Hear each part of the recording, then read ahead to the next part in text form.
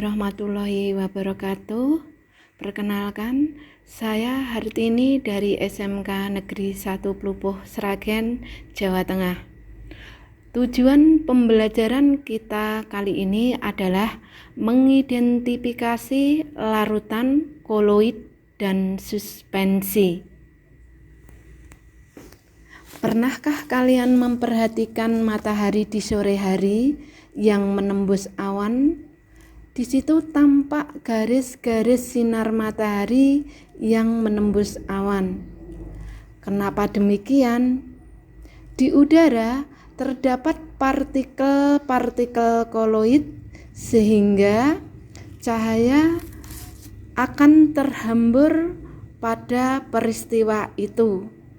Hamburan dari cahaya matahari itulah yang kita tahu sebagai salah satu dari sifat koloid.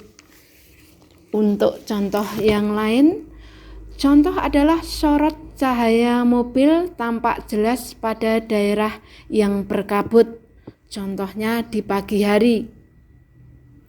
Contoh berikutnya adalah berkas cahaya proyektor tampak jelas di gedung bioskop yang berasap, maka cahaya di situ adalah dihamburkan.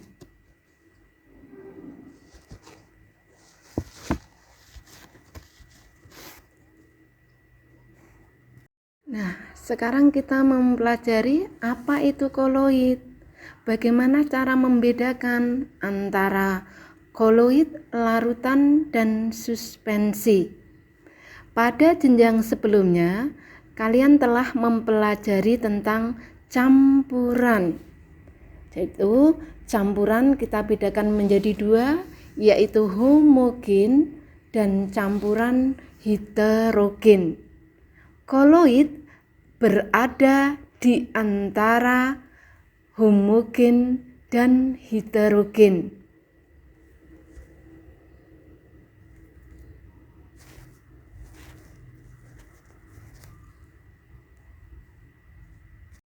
Kita perhatikan ilustrasi berikut ini. Kita mempunyai gula, kita larutkan, kita aduk, maka gula akan larut. Larutan akan berwarna bening.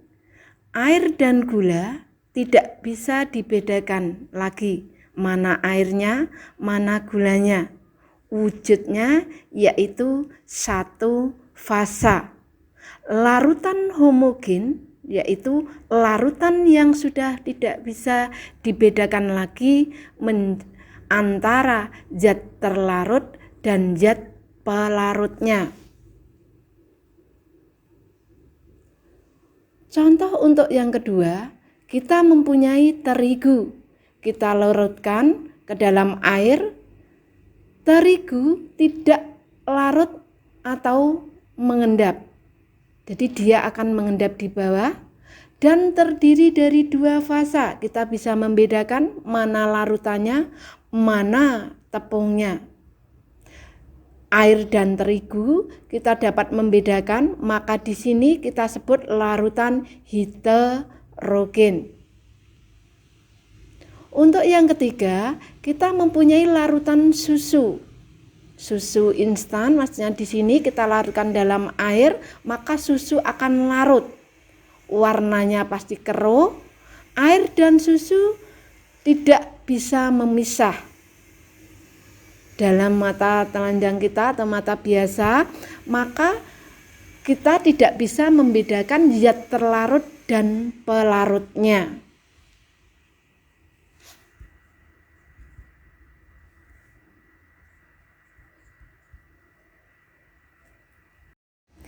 Berikutnya yaitu tentang komponen sistem koloid. Koloid mempunyai dua yang terdiri dari fasa terdispersi dan fasa pendispersinya. Di sini untuk fasa terdispersi discontinue atau terputus-putus, sedangkan fasa pendispersinya adalah continue. Di contoh sebelumnya kita sudah mempunyai sistem koloid yaitu contoh larutan susu.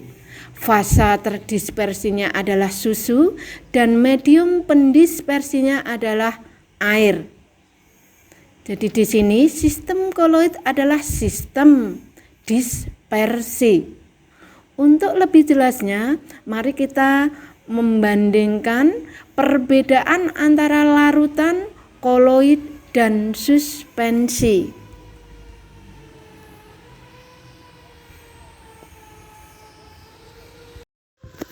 Untuk perbedaan antara larutan, koloid, dan suspensi, dimulai yang pertama adalah bentuk campuran. Untuk larutan bersifat homogen, untuk koloid homogen tetapi bersifat heterogen dengan ultramikroskop. Sedangkan suspensi sifatnya heterogen.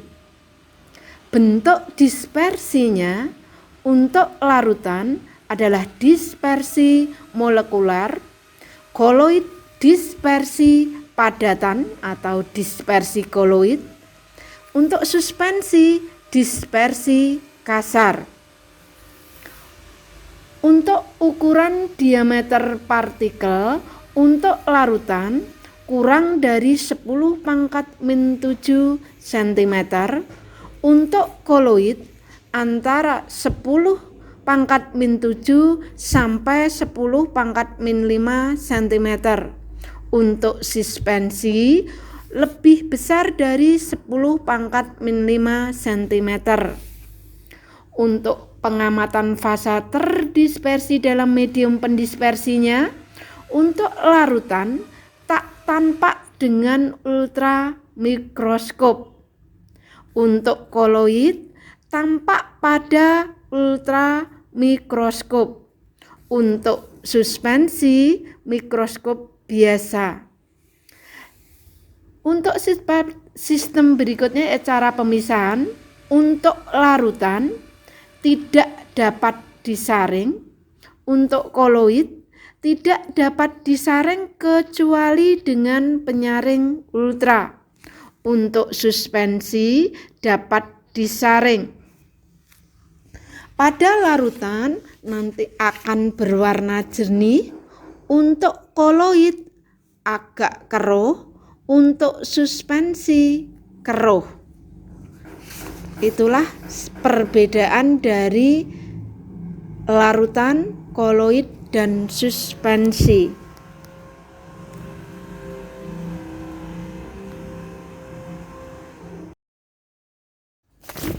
Contoh dalam kehidupan sehari-hari yang termasuk larutan. 1. Larutan gula. 2. Larutan garam. 3. spiritus. 4. Alkohol. 5. Asam cuka. 6. Larutan sirup. Sedangkan yang termasuk koloid. 1. Larutan susu. 2. santan. 3. jeli. 4. selai. 5. mentega. 6. mayones. 7. larutan sabun. Untuk contoh suspensi, pasir yang kita larutkan ke dalam air yang pertama. Yang kedua yaitu kopi yang kita larutkan dalam air. Dan yang ketiga adalah minyak yang kita larutkan dalam air.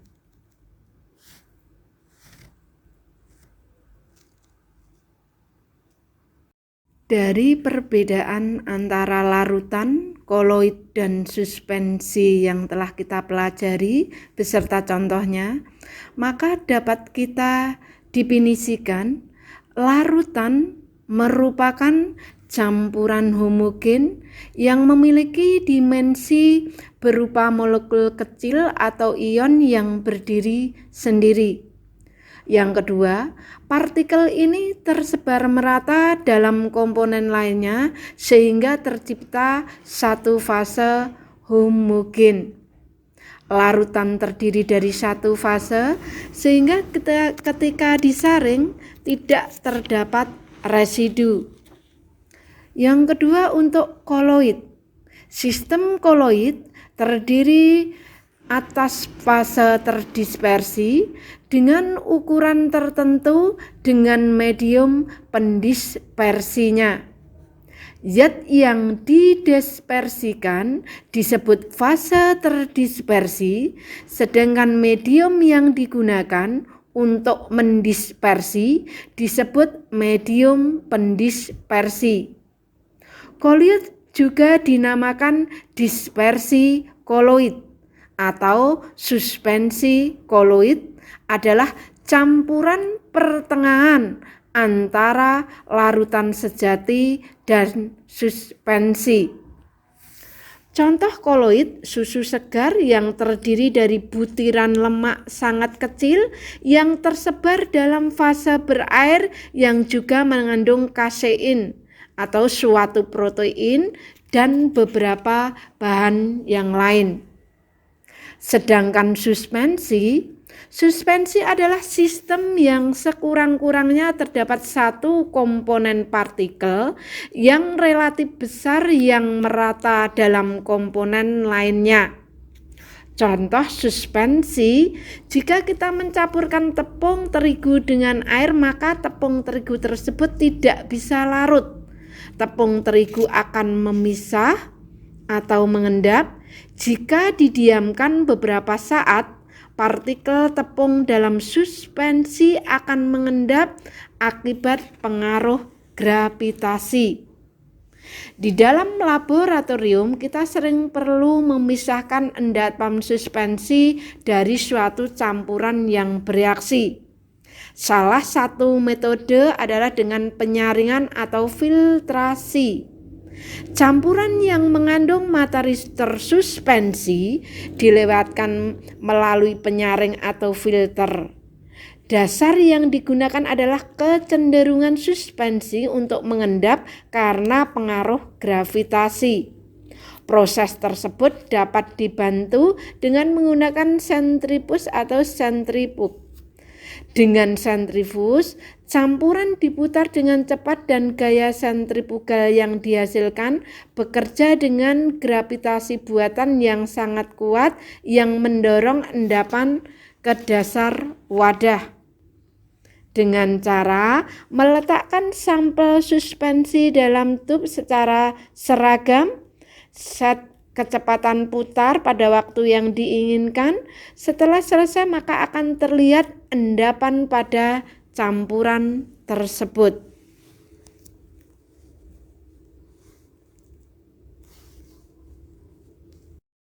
Demikianlah pembelajaran kali ini untuk identifikasi larutan, koloid, dan suspensi. Kita sudah bisa membedakan dan juga mendefinisikan antara larutan, suspensi, dan koloid. Semoga bermanfaat. Kita kembali ketemu di video pembelajaran berikutnya. Cukup sekian. Wassalamualaikum warahmatullahi wabarakatuh.